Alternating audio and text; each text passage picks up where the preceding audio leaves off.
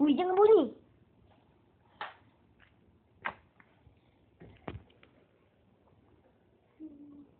Hello. Bersama lagi saya di Group Channel. Hari ni saya nak menggambarkan tentang piston yang saya baru beli. Itu dia. Tunjuk sikit dekat semua channel. Okay, ini piston yang sangat kuat. Dia punya yang susah. Nampak? Cuba tembak. Dah. Okey dah. Ambil peluru. Tengok. Pelurunya, dia sangat kuat bila mengena orang.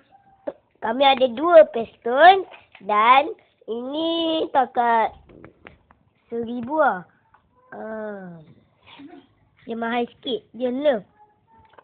Taklah mesti nerf sangat. Okey. Ni peluru dia. Kalau tembak orang sakit ni. Kat dalam tak ada boleh apa. beli di pasaran paling dekat. Ada di mana? Anda beli di KL. Kami duduk di Perlis. Kami pergi rumah kawan kami dan kami ajak ayah kami pergi beli. Rumah kami 3 tingkat.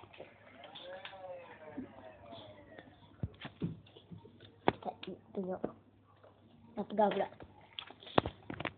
Okey. Selamat pagi dan saya Nukman dan kita dan cerita ni. Okey, kami akan menggambarkan cerita betul. Okey, mulakan. Okey, piston ini dia boleh buka sini dan dengar bunyi dia. Tutup pintu. Tak. Dia bunyi macam ni. Dan kalau kita buat macam ni, kita buka, dia akan jadi lebih ringan. Sebab dalam ni ada macam batu dan bila kita goncang dia bunyi. Bila kita sambung, dia akan jadi lebih berat.